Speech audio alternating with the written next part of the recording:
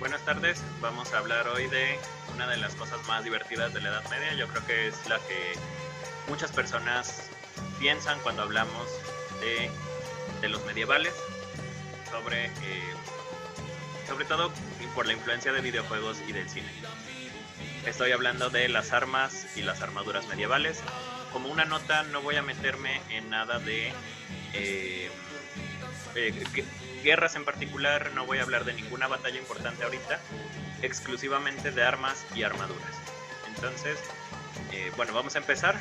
Es una exploración general. No, tampoco me voy a meter en toda la evolución de cada una de las armas, porque aparte de que es larguísima, pues se pierde un poco el punto. Ahorita es una exploración general y dependiendo de la recepción que tenga, pues vamos a ver si hablamos de algún arma en particular o cosas de este tipo. Entonces, vamos a empezar.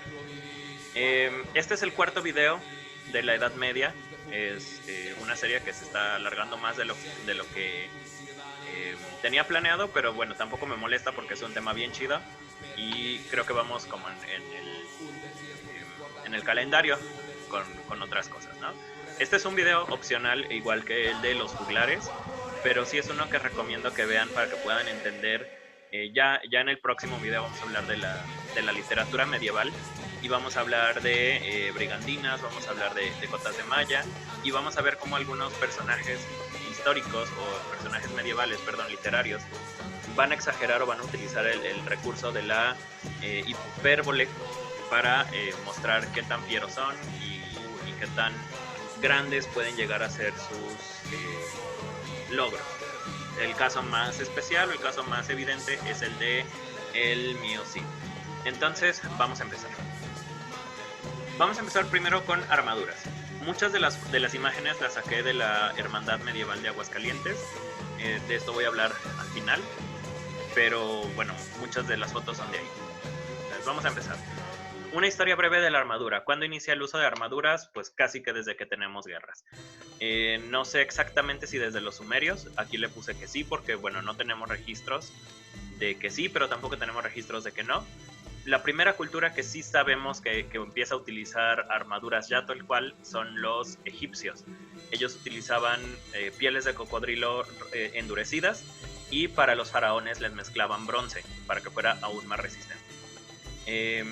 Conforme evoluciona la técnica de la metalurgia, esta es una frase que voy a utilizar muchas veces en este video, vamos a encontrar diferentes tipos de armaduras y cómo pasamos de las armaduras más sencillas de cuero y de tela hasta las armaduras de placas como esta que tengo aquí. En este caso, este es un brazo y está hecho pues a mano, ¿no?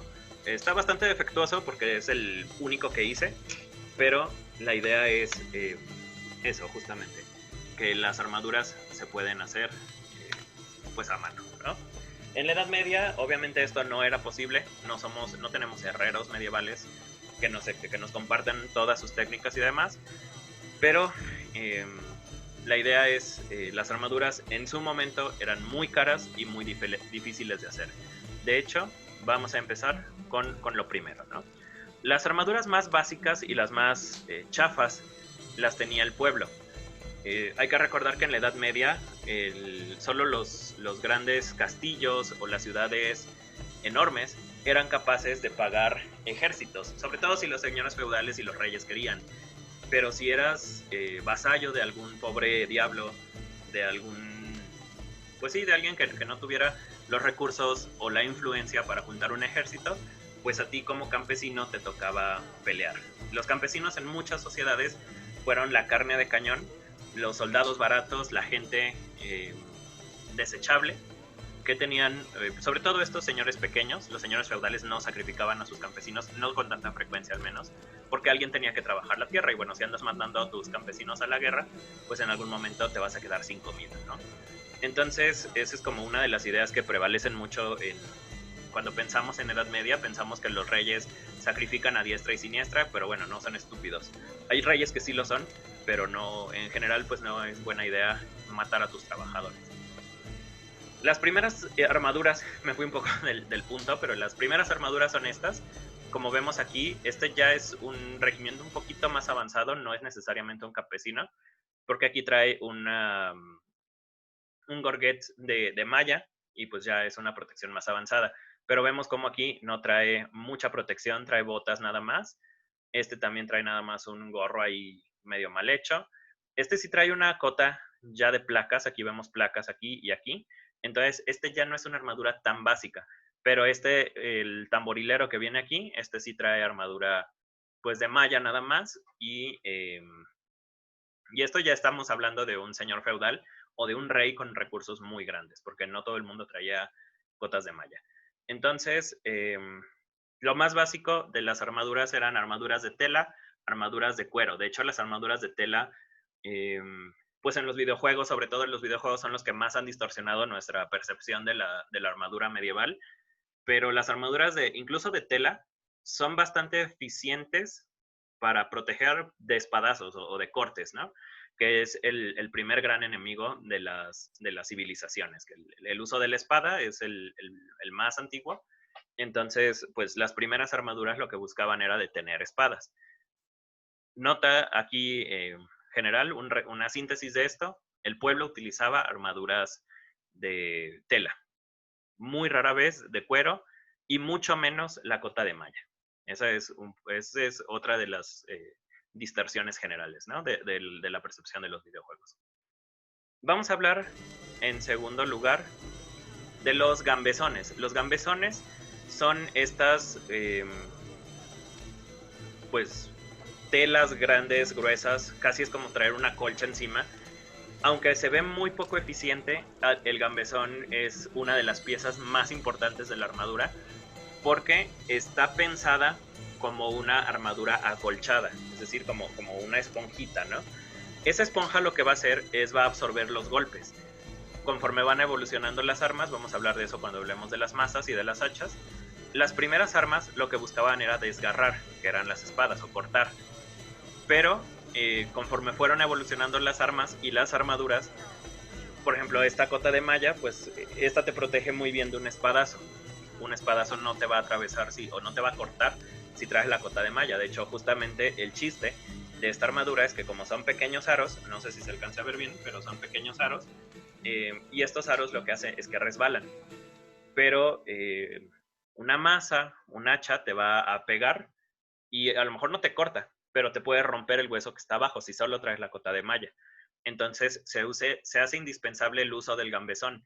El gambesón es repito, este acolchado que nos permite sobrevivir a un impacto de masa, que nos va a amortiguar bastante el golpe. Entonces vamos a tener aquí este gambesón y solo como una nota, esta pieza se llama yelmo, este es el gorgal o el gorget que les decía hace un momento, este se llaman guanteletes y aquí tenemos un escudo. Esta armadura obviamente no está completa, tenemos solo la base del equipo de protección que tenía un guerrero en la Edad Media. Pero, les digo, es la primera línea de defensa y es la que te va a ayudar a que no te entren los golpes. Vamos ahora sí con esta, la más... yo creo que la pieza de armadura o el tipo de armadura que tiene más mitos alrededor es la que se ve en muchísimas películas, la que vamos a ver en videojuegos todo el tiempo. Mucha gente, sobre todo por influencia de los videojuegos y del cine, consideran la cota de malla como una armadura ligera. Y es ligera siempre y cuando solo tengamos una pieza o cuando sea una cota de malla corta, como la que traigo yo. Esta me va a llegar abajo de la panza, realmente no está completa.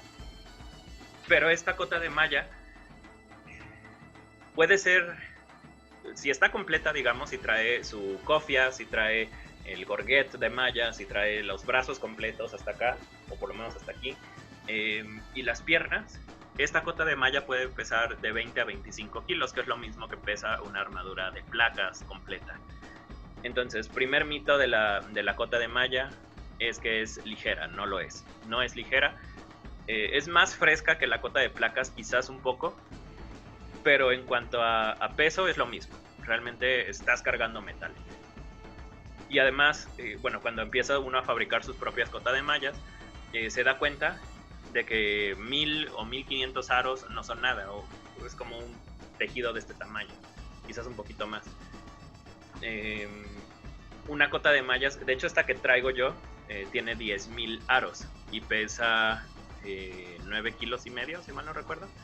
Entonces es una armadura medianamente pesada. Les digo, sobre todo que no está completa. Si estuviera completa pesaría pues, 12, 13 kilos, fácil. Y me faltaría la cofia, que es digamos, el gorrito de malla que se ve en muchos lados, que el que traen los arqueros en los videojuegos. Y los pantalones de malla, pero pues no es bueno. Segunda cosa o segundo mito de la cota de malla es que es una armadura resistente. Sí lo es, siempre y cuando estemos hablando de una cota de malla o una cota remachada, que es el nombre de esta que está aquí. No sé si se alcance a ver, pero bueno, creo que sí. Estos puntitos de aquí son puntos de soldadura.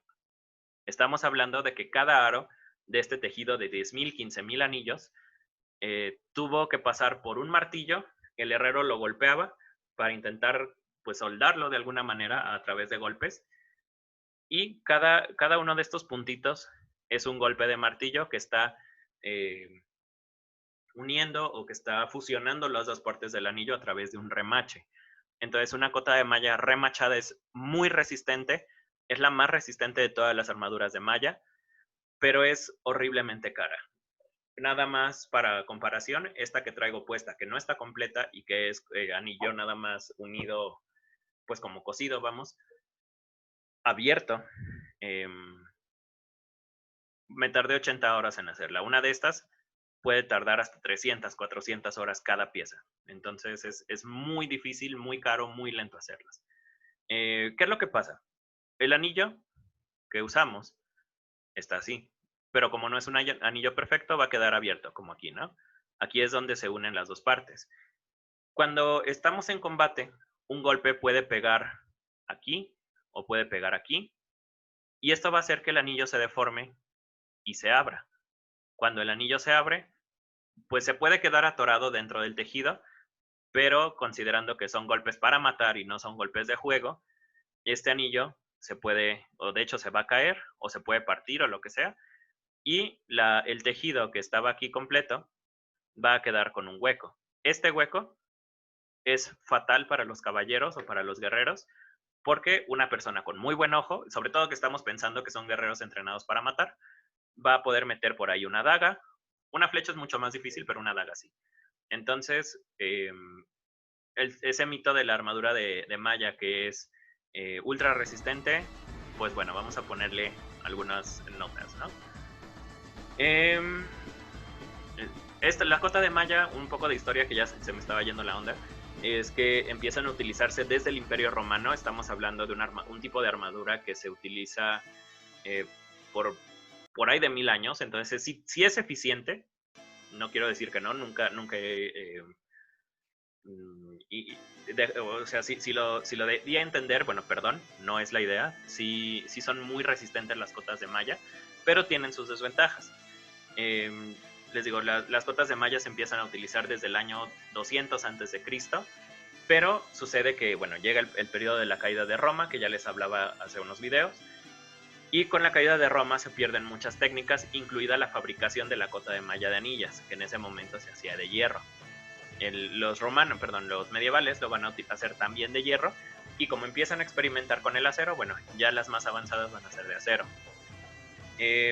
Las cotas de malla son muy caras y muy lentas de hacer, en la Edad Media más, porque teníamos que, hablábamos de armaduras que tenían que fundir el metal, hacer como espaguetis de hierro caliente, y esos espaguetis enredarlos en una barra, y ese resorte que quedaba tenías que cortar anillo por anillo para poder hacer tus anillos, para hacer luego la cota de malla. Entonces es un proceso muy largo, muy pesado, y recordemos que la metalurgia no está tan avanzada y es difícil conseguir todos los tipos de metal que se necesitan. De hecho, muchas veces sucedía que mataban a un guerrero, lo despojaban de sus herramientas o de sus armaduras, y eso se lo daban a otro candidato o a otra persona que pudiera pelear. Bueno, esta es la cota de malla, no es ligera. Y vamos a hablar luego de las cotas de placas. Este es el nombre genérico para todos estos tipos de armadura. Estas son cotas de placas que se utilizan en España hacia el año 1500, es decir, para cuando estamos ya en la época de la conquista. Pero, bueno, Solo es eso, hacer la nota histórica, ¿no? Pero hay muchos tipos de cotas de placas. Entonces, ¿qué es lo que pasa? Las técnicas de metalurgia siguen evolucionando, empiezan a desarrollarse masas para atravesar las cotas de malla, pues entra la masa, me rompe una costilla, la costilla me perfora el pulmón y mi cota queda pues intocable, o intocada, perdón, y yo estoy muerto, ¿no? Entonces, lo que intentan hacer es, empiezan a meter los gambesones, que bueno, ayudan mucho a mitigar el daño, pero siguen muriendo los guerreros y empezamos a hablar de cotas de placas, que ya no van a ser anillitos que te ayudan a desviar una espada, sino que ya son piezas completas de metal, que son más difíciles de abollar y que están diseñadas para que las armas resbalen, que eso es algo que no se nos dice normalmente en el cine o en los videojuegos, ¿no? Vamos a pensar que a este sujeto de aquí le quieren pegar con una masa, o sí, una masa. Una masa es, digamos, una bola de metal, pero como esta armadura está hecha en forma de círculo, lo que va a hacer la masa es que va a resbalar hacia los lados. O sea, sí va a tener un impacto, pero casi toda la fuerza se va a desviar hacia afuera. Y esto pasa mucho en los yelmos, también aquí las espadas se pueden atorar, y este va a permitir que este alabardero pues remate a su oponente. En estos casos también todas las armaduras son redondeadas porque ayudan a resbalar y a desviar los golpes. Entonces, una cosa que no se nos dice normalmente en el cine es que mucha de la armadura no es para que no te peguen, sino que cuando te peguen, el oponente pierda tiempo porque se le va a ir la mano y eso va a hacer que pierda tiempo en reacomodarse y pues eso te da chance de matarlo, ¿no?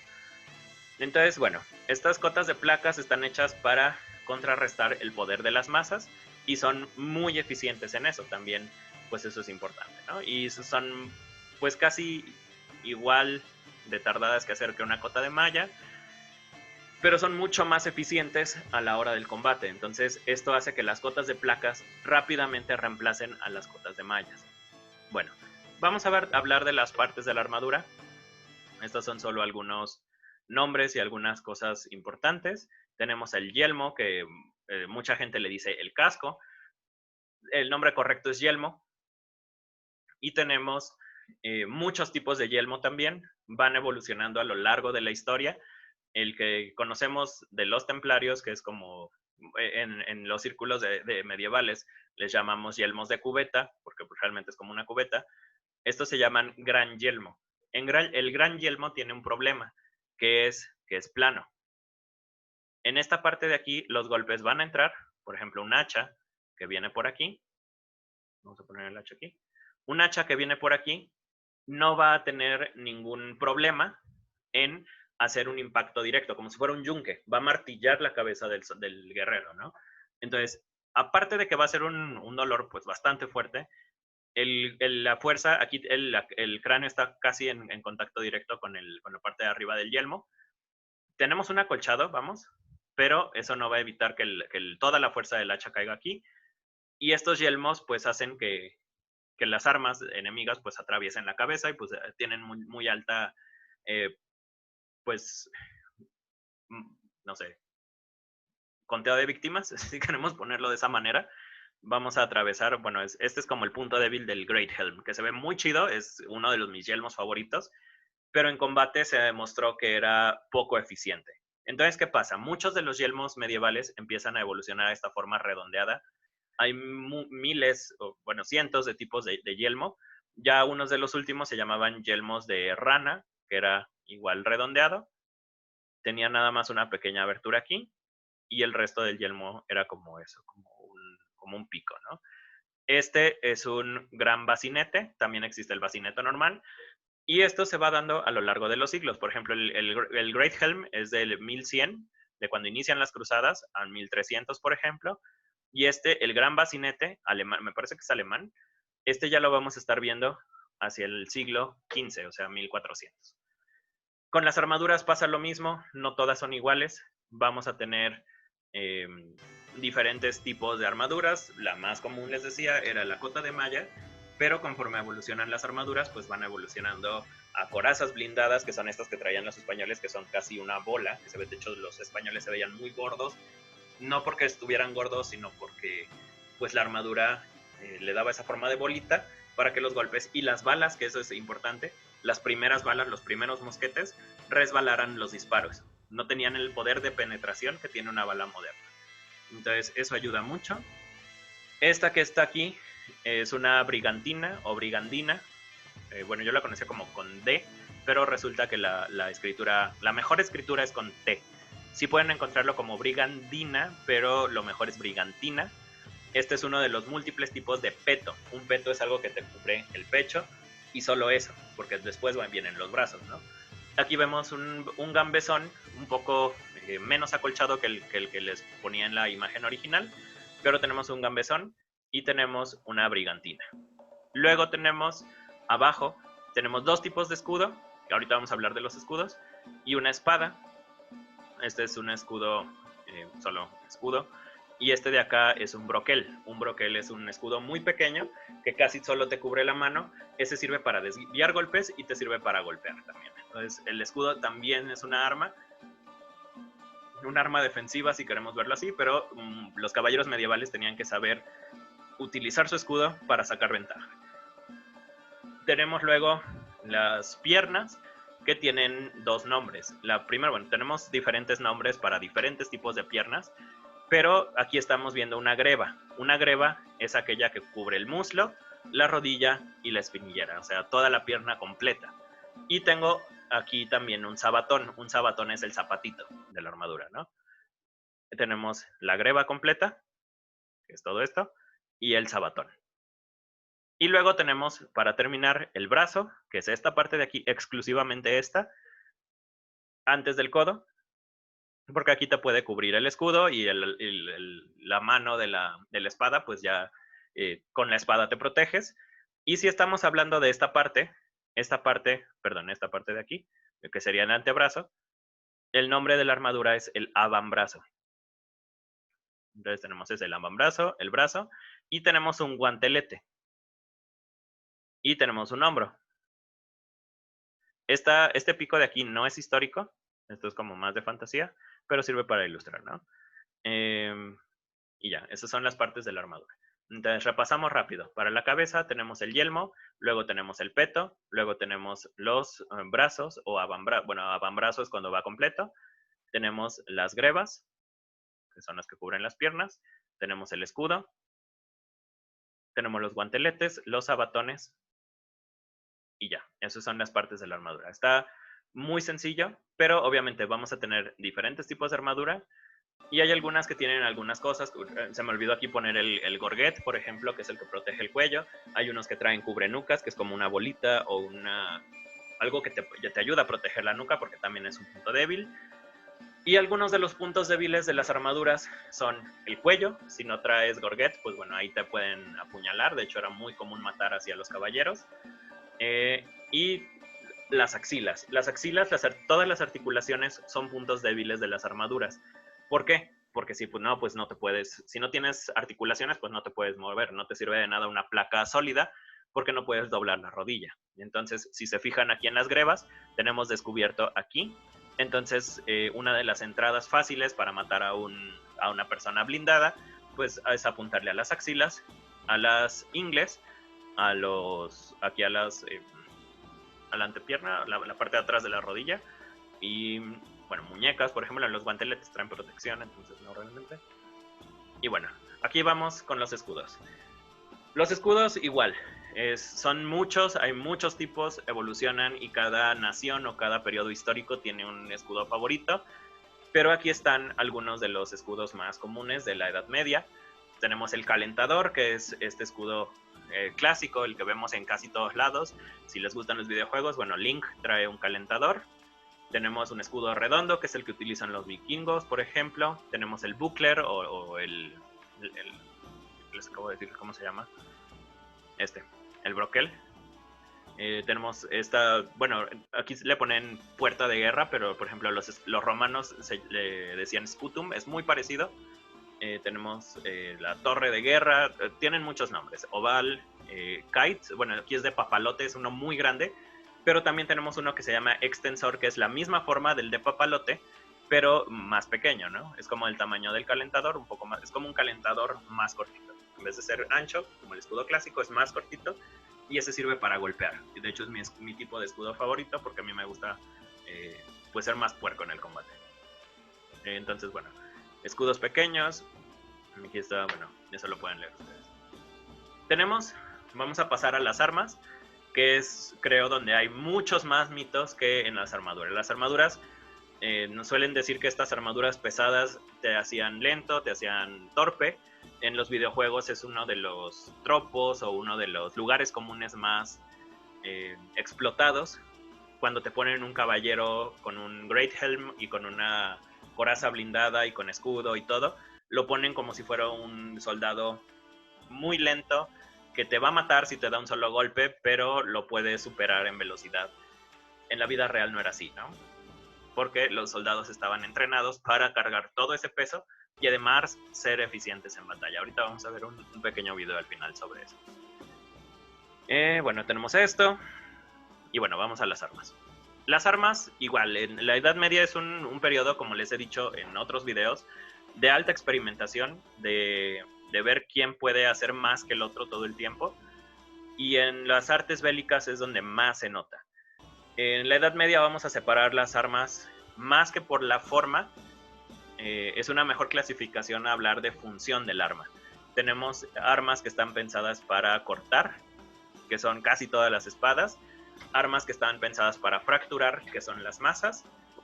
Armas que están pensadas para combate contra guerreros armados o guerreros blindados, que serían, por ejemplo, el pico de cuervo, que es este que se ve de este lado, junto a los martillos, que es, bueno, como un cincel pegado a un martillo, eso es un pico de cuervo. Armas para intimidar, pero que realmente no son muy eficientes, como el mangual o el rompecabezas, también le dicen así.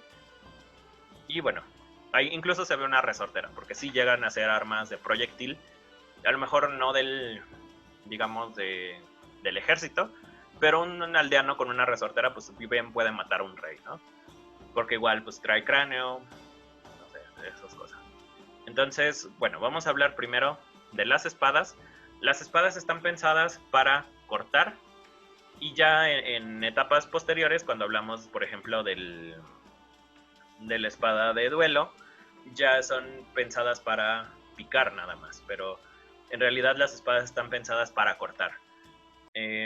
Tenemos muchos tipos de espadas, aquí no aparecen todas porque son muchísimos, hay muchos tipos de espadas. Estas son solo algunas.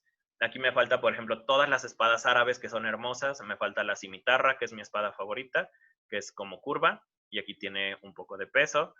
Bueno, está muy fea esta cimitarra, pero es la idea. Es como la espada de Aladín, si quieren verlo así, o de Alibaba, perdón. Esa es una cimitarra. Nos falta el tulwar, que es como casi un hacha, perdón, una masa hecha espada, como un cuchillo de carnicero grande.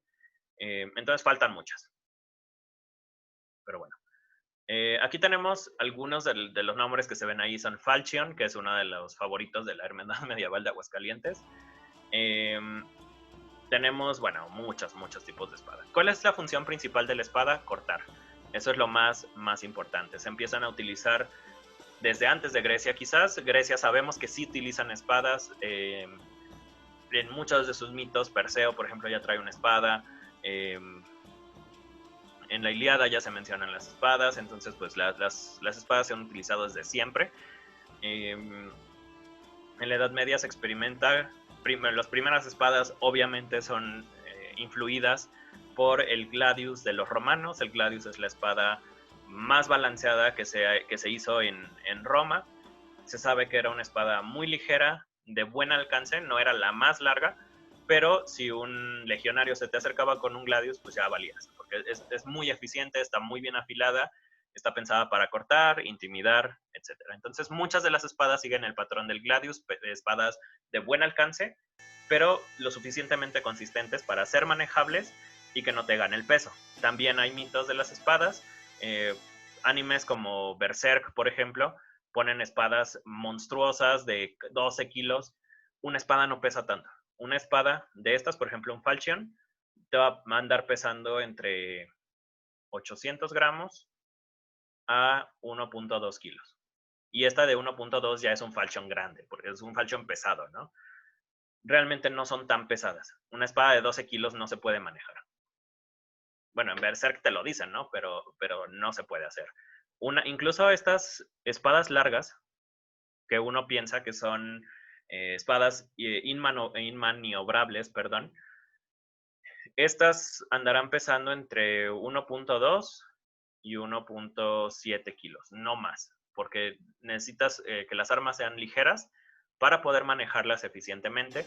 Y además, como toda la fuerza la imprime el brazo, esto solo es una herramienta para que tu fuerza lastime. Entonces, bueno, unas cosas importantes de la mecánica de las espadas es, bueno, esa es la física. Vamos a pensar un poco que una espada es una palanca. Tus manos están aquí, aquí es donde tú tienes más control, quiere decir que de aquí a aquí es tu punto fuerte de la espada. Aquí no te van a ganar en fuerza, porque aquí es donde tú tienes todo el control y todo el peso de tu cuerpo apoyándote, ¿no? Pero conforme se aleja de la punta, esta es la zona media, tienes menos fuerza, igual la puedes controlar, pero no es tan fácil. Y en la punta es donde si tu oponente te quiere hacer algo, se va a ir a la punta de la espada, porque aquí es donde te empuja poquito tu oponente y se te va todo el arma, porque tú ya no tienes control de esa zona. Por eso, pues también se prefieren espadas cortas como el Falchion, porque limita mucho la vulnerabilidad que tienes, ¿no? Entonces tienes menos alcance, pero es una espada que tú puedes controlar mejor. Sobre todo pensemos que muchas de estas son espadas de una mano. Las de 2 manos, pues ya están para allá. Bueno, esa es espada. Tenemos las masas. Las masas, les dije, están pensadas para fracturar. No importa si no te cortan, un buen golpe de masa igual te va a desbaratar, ¿no? Un golpe de masa a la cabeza, pues es fatal casi inmediatamente, a menos que traigas un buen yelmo y un buen acolchado, y aún así te va a marear. La masa está pensada como respuesta a las cotas de mallas que se empezaron a hacer mucho más populares. Los gambesones empezaron a utilizar otros materiales, se empezó a meter armaduras de cuero encima del gambesón. Entonces las espadas empezaron a perder eficacia. No quiero decir que sean ineficientes, sino que a lo largo de la historia pues empezaron a encontrar cómo contrarrestarlas. También pues el arquero era pues más común de lo que nos ponen en las películas. Entonces pues bueno, si tenías suerte, bueno, encontrabas a una persona sin armadura, pero casi todos traían cota de malla o traían alguna protección, aunque sea básica, y las espadas ya no te ayudaban tanto. Entonces, para poder penetrar esas armaduras, pues quédate con tu armadura completa, pero te rompo una pierna. Esa es la idea de la masa. Pues bueno, estas son más pesadas en general, pues pueden pesar de 1 kilo a 2 kilos. 2 kilos ya es mucho también, son ya masas más pesadas. Siempre hay que pensar en la manera o qué tanto puedo maniobrarlo. Si se fijan, incluso estos picos de cuervo que están aquí, estos de aquí, esta parte es muy delgada para ahorrar peso, y aquí es donde se va a poner todo el peso. Este pico pesa exactamente lo mismo que esto de acá. Entonces, son armas que buscan el equilibrio, son armas, pues sí, que van a querer pues poner todo su peso en un solo punto para que todo el peso caiga junto. Entonces, esas son las masas. Las hachas son una cosa intermedia, sí buscan cortar, pero también tienen todo el peso de la masa. El hacha es el camino en medio, la espada es larga y corta, y la masa es pequeña y fractura, el hacha está en medio. Esa es la idea, ¿no? Hay muchos tipos de hachas también, aquí vemos algunas. Esta tenemos una hacha vikinga, bueno, no es necesariamente vikinga, pero tiene esta protuberancia aquí que va a servir para desarmar o para jalar cosas. Pues ya, eso es lo más importante. Las armas de asta, estas son otras de las que tienen bastantes mitos alrededor. En películas y en videojuegos casi no se ven, pero en el combate real, digámoslo así, son mucho más comunes.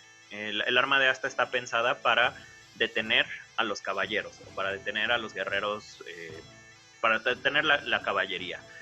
Un arma de asta te va a dar 1 metro, 2 metros más de alcance, y esto es para que puedas matar al caballo antes de que el caballo se te venga encima, o para que puedas desmontar al jinete y obligarlo a pelear a tu nivel. Además, las armas de asta, como vemos aquí, solo son las sombras, pero las armas de asta tienen a veces, bueno, depende del arma de asta, pero tenemos una pica. Esta sirve para, es un pico grueso, como un cincel, y esto te va a servir para atravesar corazas. Vas a hacer toda tu fuerza en un solo punto y con eso atraviesas a un caballero con una armadura blindada o con una cota de malla.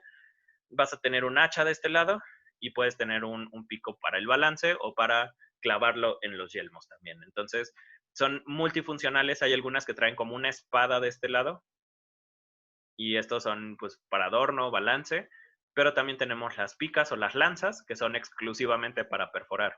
Como vemos, tenemos muchísimos tipos de astas y tienen muchos nombres. Aquí hay algunos. Tenemos las lanzas, que son estas de aquí. Tenemos los bardiches, que son, si mal no recuerdo es este. Las picas, que son estas de aquí, son las lanzas más largas. Bolg, o no sé realmente cómo es la pronunciación. La guadaña, que bueno, no es la guadaña que vemos no es la guadaña de la muerte, no es esta. Guadañas de guerra y alabardas. La alabarda es esta. Y bueno, ese es el uso principal, es para enfrentar la caballería, pero si se fijan es una mezcla de todas las armas. Y por último, bueno, último de cuerpo a cuerpo, tenemos las dagas. Las dagas, igual, arma con muchos mitos de videojuegos sobre todo. Las dagas, no todo el mundo las traía, y además no eran armas de combate principal. No te ibas a encontrar un cuate con 2 dagas y que se te iba a aventar a desgarrar, porque eso es de videojuego y de anime. En la vida real las dagas las traían solo los caballeros que traían la armadura pesada, o a veces también reyes o gente importante. Eran cuchillos especializados para la guerra, o sea, es un metal más grueso, más resistente que el cuchillo de cocina. Y también depende de la forma de la daga, es la función que tiene. Tenemos muchos tipos de dagas, ya se los decía. Hay algunas que están pensadas para romper espadas. Por ejemplo, tenemos, este se llama daga de duelo, por ejemplo. Ese es para cuando tienes un caballero con una espada más larga que la tuya, pues lo vas a enfrentar con esta daga especial. Y estos picos los tiene para trabar su espada y poder bajar hasta el mango sin cortarte, casi como una pinza para protegerte. Y ahí tú puedes hacer fuerza y desarmar a tu oponente. Tenemos otras, aquí no aparece, pero tenemos una daga especial que se llama la rompeespadas. Lo siento mucho. Perdón. En esta tenemos la daga especial esta que se llama rompeespadas, que es, tiene como sierra aquí. Bueno, son más como como unas casillas, más que una sierra. Esta daga rompeespadas, de hecho, se ve mucho en películas como de Rambo y esto, porque la idea de estas, o su objetivo, era que en estas casillas se atorara la espada del contrincante y tú hicieras un movimiento y tronaras esa espada, que vencieras el metal con otro metal. Tenemos algunas para asesinar caballeros, creo que aquí no se ve, pero debe haber un rondel. Un rondel es una espada, una daga con un mango muy grueso. Esto se parece a un rondel. Tenemos un mango muy grueso y un pico muy largo. Y esto es casi como un picahielos, el rondel. Este era para atravesar directamente al cuello del caballero o las axilas. Y eso, el pico grueso estaba pensado para que llegara hasta las venas y las arterias importantes del cuerpo. Y tenemos el Misericorde, que era una daga muy delgadita, pero igual, o sea, muy fina, y esa se buscaba meterla por debajo de la axila izquierda para llegar a las arterias. Y incluso si se podía agarrarlo en un ángulo para perforar el corazón. Era misericordia porque tenías misericordia, tenías piedad del caballero porque no lo ibas a hacer sufrir.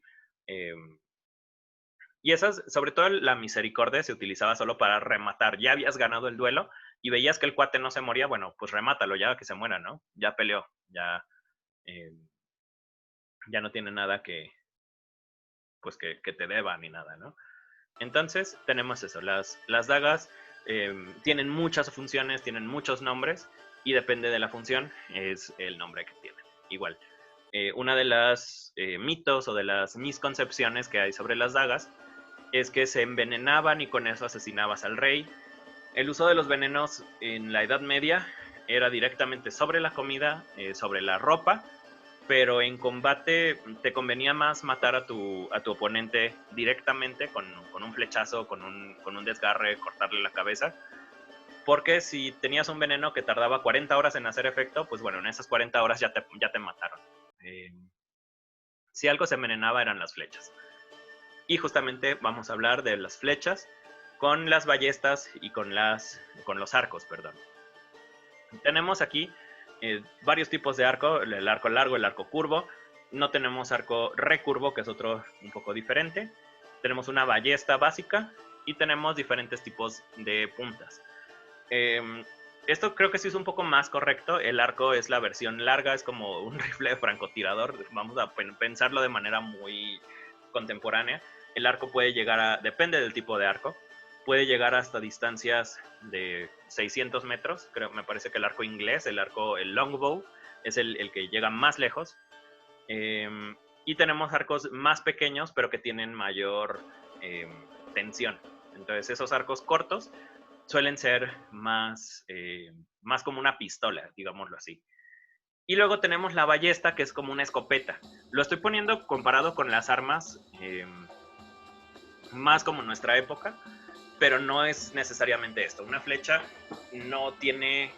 Sí podía detener a la gente, vamos, o sea, sí te duele, sí te puede matar, pero no era una muerte instantánea como en las películas. Digo, es como una comparación muy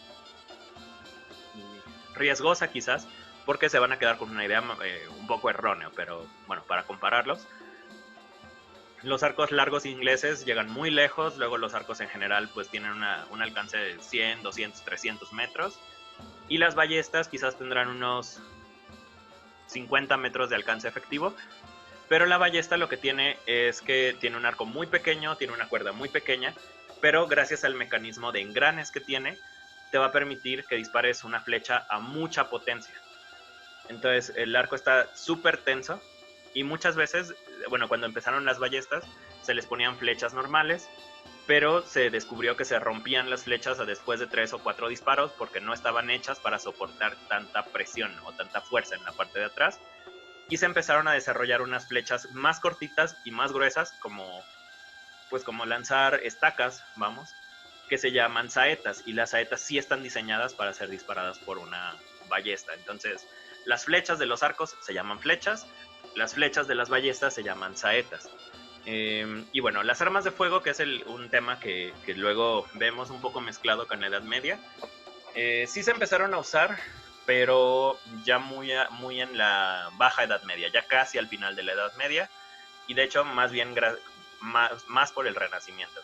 Las armas de fuego ya se conocían, de hecho desde el año 1000, desde el 1000 quizás, se están utilizando en China, y los árabes ya las enfrentan en el año 1260 con las invasiones mongolas. Ahí tienen un par de problemas con los mongoles. Los árabes desarrollan una caballería pesada, que trae arcos, espadas y todo, pero también trae un mosquete, y ellos desarrollan a los mamelucos, ese es el nombre de la caballería árabe. En 1350 tenemos la primera mención de un cañón en Inglaterra con el asedio de Calais, no sé cómo se pronuncia esto, pero no eran de uso generalizado.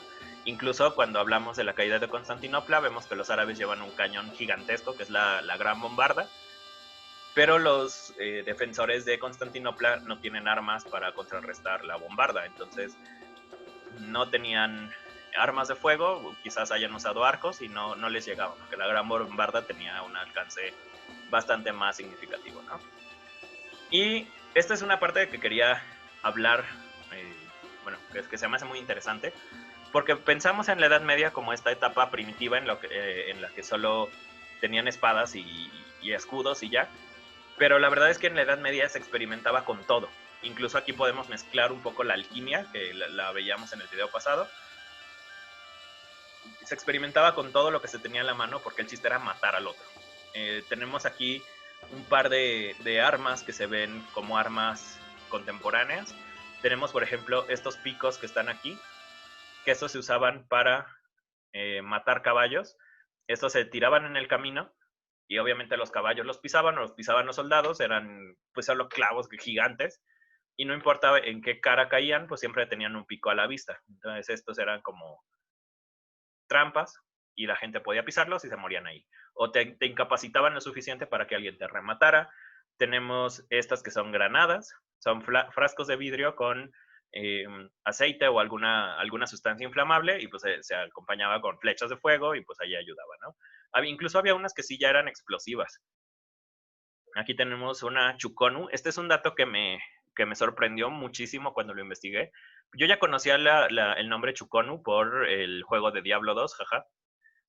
Y esta es una ballesta de repetición. Pero lo que me sorprendió mucho fue que esta se empezó a utilizar hace casi 2200 años.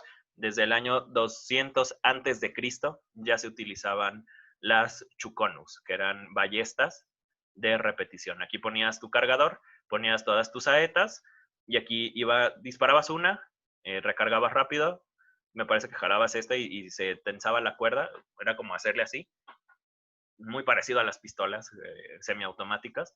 Iban bajando las saetas y pues podías acribillar a alguien, ¿no? Y la más interesante de todas y que la que menos he visto mencionada es esta.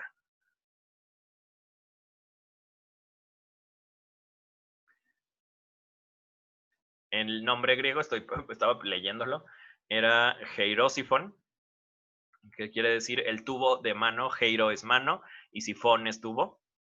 Entonces el Heirosifon es un lanzallamas, o bueno, es como un spray ardiente, no es necesariamente el mismo lanzallamas de las guerras mundiales, pero sí es como una especie de tubos conectados de esta manera.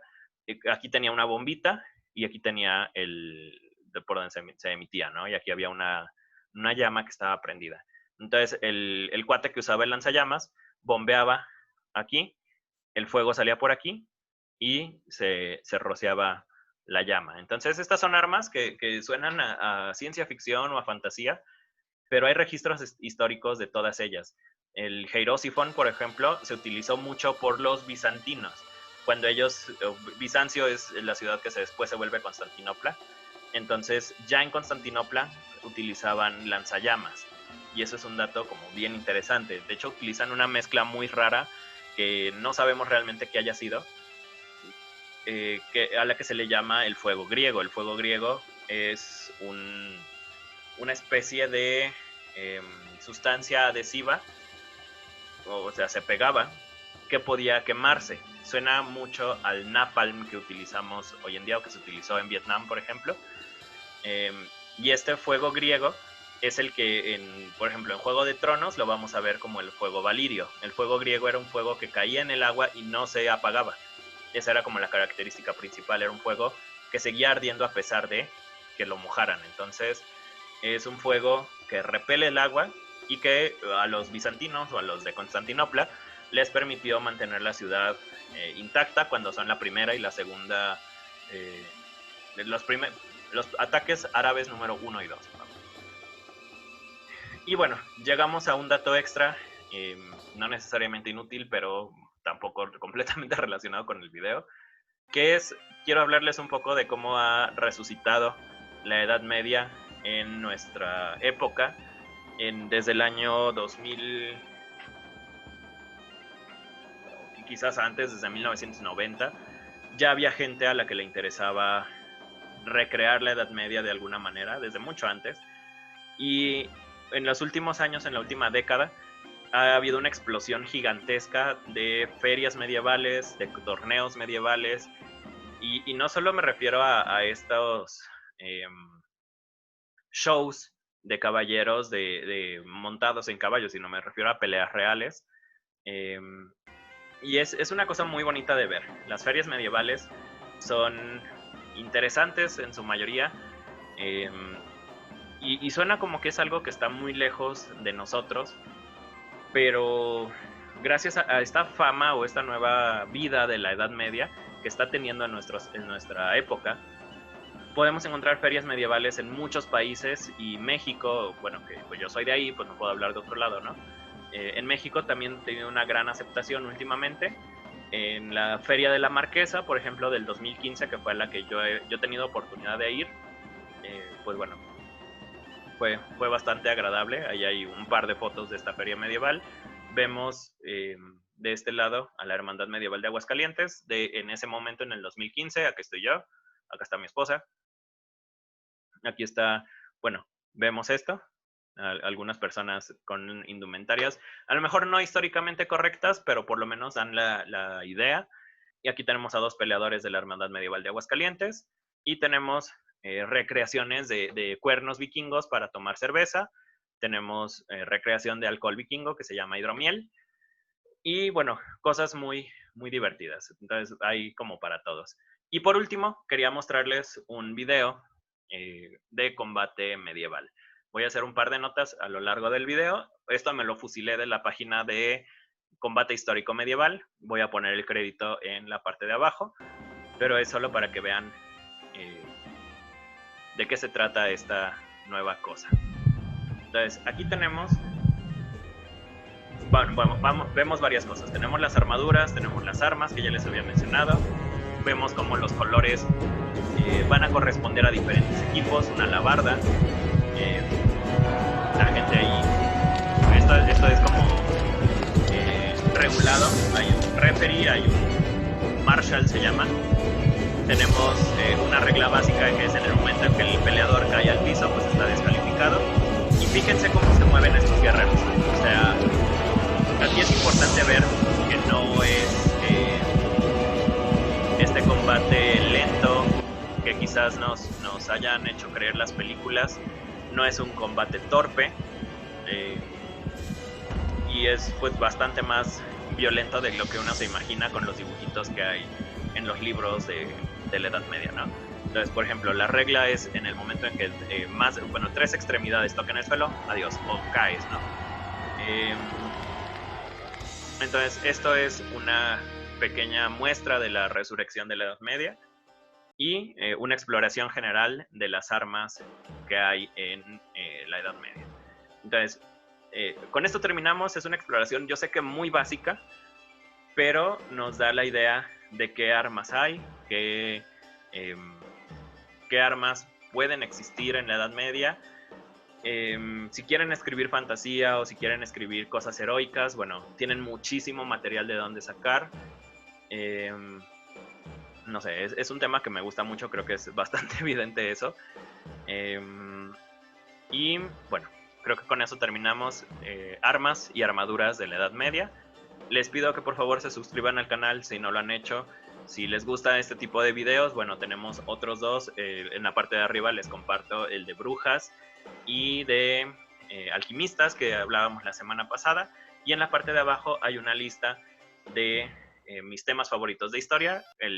Bueno, uno de los principales es la Edad Media, pero también van a encontrar cosas de la Segunda Guerra Mundial, una serie que tengo pendiente de terminar. Y también pronto vamos a encontrar cosas del barroco, que es una de las corrientes que sigue dentro de aproximadamente 2 meses. Pero bueno, ahí está. Muchas gracias por acompañarme hasta aquí.